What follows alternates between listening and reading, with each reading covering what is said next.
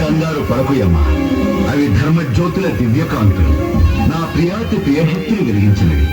సహస్ర ప్రభాకర ప్రభా సంపత్తిని అధక్కరించు ఆ పవన కాంతులు పాప సంహారం చేసేవే కాని ప్రమాదాన్ని కలిగించేవి కావు. అవును అవునవును, ఆ భక్తుడు మిమ్మల్ని ఇంతగా ఆకట్టుకున్నాడు కనుకనే ఈ మంచు కొండల్లో సైతం నాకు ఈ ముచ్చబట్టలు. అంటే అంటే కాలము ఆసన్నమైనది తమ తమ ప్రియ భక్తుడికి.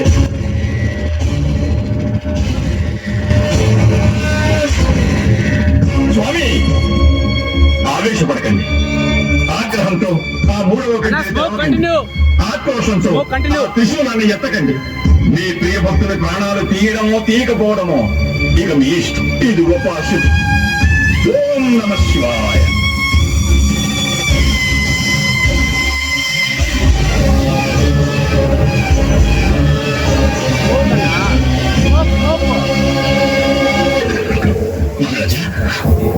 మహారాజా, ఎన్నో ఏళ్లు తపస్సు చేసి సాధించిన కాలజ్ఞాన గ్రంథాన్ని ఇలా నీటి పాలు చేసేందుకు నా తపశ్శక్తి వల్ల మొదటి రాతల్ని తెలుసుకునే జ్ఞానాన్ని వరంగా పొందేది.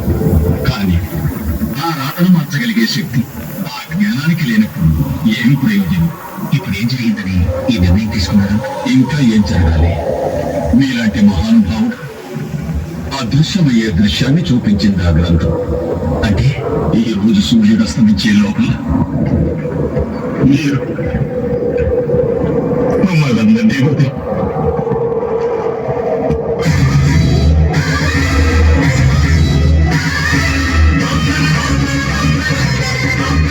ఆ మృత్యుదేవత నన్ను తన ఒడిలో చేర్చుకునే శుభదినం ఈ రోజేనా?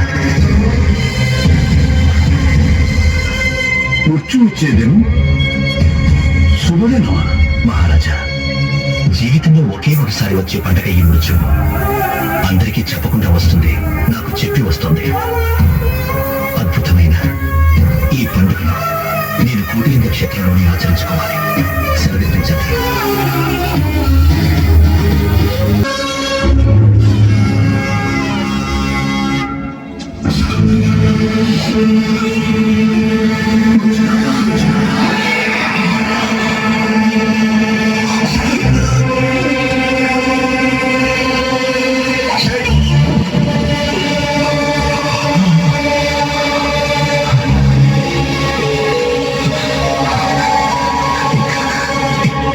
ఇంకాసేపట్లో నాకు మరణం రాబోతుందని మహారాజు ద్వారా నాకు తెలిసింది. కానీ మీ చేతులతో నాకు ఈ విధంగా మోక్షం లభిస్తుందని నేను ఊహించలేదు. మీరు నన్ను శత్రువుగా భావించారు, కానీ నా దృష్టిలో మీరందరూ నా మిత్రులు.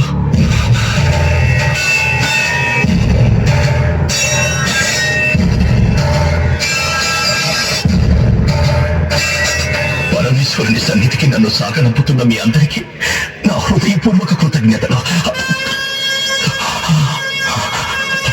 వెళ్ళే ముందు ఒకటి చెప్పాలనిపిస్తోంది.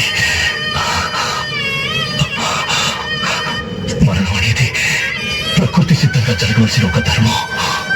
మనిషి మనిషిని చంపడం అధర్మం. ప్రేమించడం నేర్చుకుంటే అందరూ దైవ స్వరూపులవుతారు.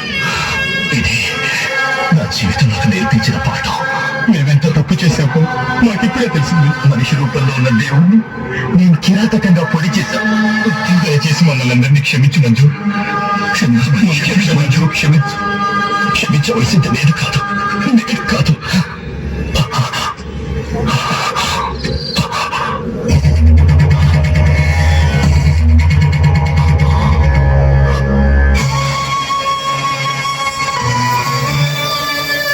దయకు ధర్మానికి ఉన్న మరో రూపమే ఈ మంజునాథ స్వామి.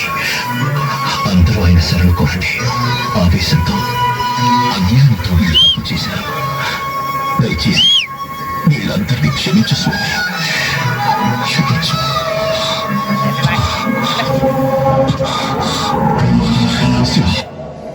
భక్తుల మాట నేను జవదాటలేను. నువ్వే గడప దాటి బయటికి రా. తప్పకుండా వస్తాను. మీ ఆజ్ఞను శిరస వహిస్తాను. అయితే నాతో చివరి కోరికుంది, తీరుస్తావా స్వామి? శంభో అని అంటే చాలు రాటు తేలిన రాక్షసుల కోరికలే తీర్చి భోళా శంకరు అనిపించుకున్నావాటి. కోటి లింగాలలో నన్ను నిలబెట్టిన వాడివి, నీ కోరిక కాదంటానా? ఏమిటో అడుగు, అన్నపూర్ణాదేవి సాక్షిగా తీరుస్తాను. దయచేసి ఇంట్లోకి వచ్చి నా ఆతిథ్యం స్వీకరించు. ఎలా? నీ కంఠంలో ప్రాణం ఉండగా నీ గడప తొక్కద్దన్నావుగా. అయ్యో, ఆ మాటను వెనక్కి తీసుకుంటున్నాను. ఎంతో ప్రేమతో కరుణామృతాన్ని అందించాలని నువ్వు అతిథిగా నా ఇంటికొస్తే తినే అన్నం నాకేసి నిన్ను గెంటేశాను. అగ్ని అనంతం తప్పు చేశాను. ఆ తప్పుని క్షమించి నువ్వు లోపలికొచ్చి నా ఆతిథ్యాన్ని స్వీకరించి తీరాలి. ఆ భాగ్యం నాకు కలిగించు. ఈ ఒక్క అవకాశం నాకు ఇస్తే నా జీవితం సార్థకమవుతుంది. లేదంటే నేను గడప దాటే ప్రసక్తి లేదు. నువ్వు లోపలికొస్తే నేను బయటకు వస్తాను. ఆలోచించుకో. ఇందులో ఆలోచించడానికి ఉంది. ఆ రోజు రావద్దన్నావు, రానన్నావు. ఈ రోజు రమ్మంటున్నావు, అలాగే వస్తాను. భక్తుల మాటకు కట్టుబడి ఉండటమే మా పద్ధతి.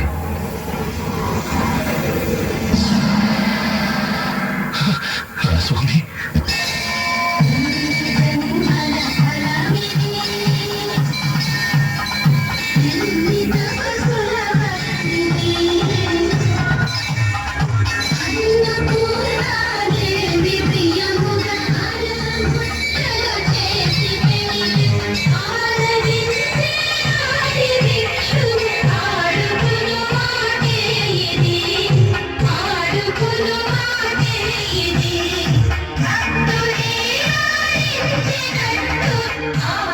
ఈ లోకాన్ని ఒక బొంగరగా చేసి నీ ఇష్టం వచ్చినట్లు అడుగుతావు స్వామి. ఆ ఆటలు ఎంత అలిసిపోయావో ఏంటో.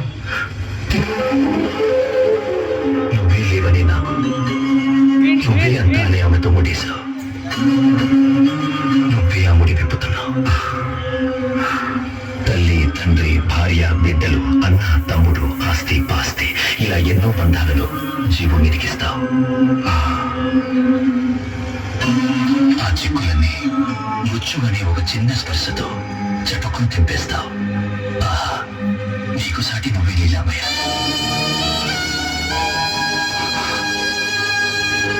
స్వామి, నీకంటే మీరా? నా లీలనే నాకు గుర్తు చేసి కళ్ళు తలపెట్టేలా చేస్తున్నావు. ఆనంద స్వరూప, నీకంటే మీరు రాకూడదు. ఎంత పెద్ద గాయం! ఇది చూడండి. ఇదేం పట్టించుకోకు స్వామి. ఇంకెంతసేపు ఈ గాయమే మాయం కాపోతుంది. ఇక గాయం ఏం చేస్తుంది? త్వరగా తెలుసు స్వామి. ఆలస్యమైతే గుడికి వెళ్ళిన వాళ్ళందరూ తిరిగి వచ్చేస్తారు. వాళ్ళుండగా నన్ను తీసుకెళ్ళడం నీకు కొంచెం కష్టం అవుతుంది. అందుకే బాగా ఆలోచించి వాళ్ళందరినీ పంపించేశాను.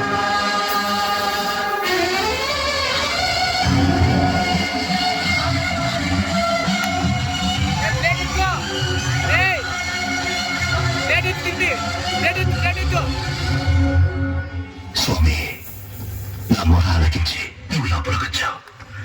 నీ ఆజ్ఞ ప్రకారం తృప్తిగా బయటకు వస్తాను. ఓం నమః శివాయ.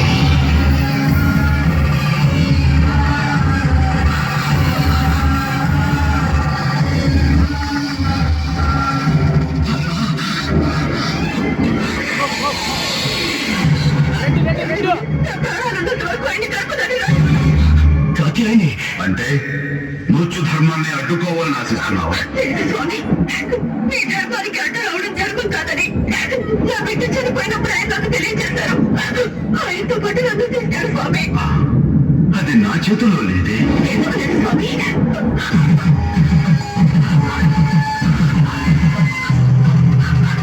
ఆయన నెత్తడితో పెట్టుకున్న ఈ బొట్టుని తొలి చేయకు స్వామి.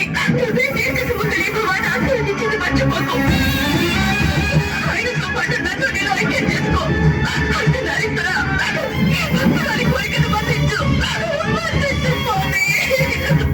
పుణ్య దంపతులారా, మీ అనన్యమైన భక్తి ప్రపత్తులతో ఈ అర్ధనారీశ్వరుణ్ణి బంధించి వేశారు. ప్రజలంతా మీలాగే మృత్యువుకు భయపడకుండా ధర్మంగా నడుచుకుంటే ఈ ప్రపంచమే ఒక ధర్మస్థలమై ప్రకాశిస్తుంది. వస్తు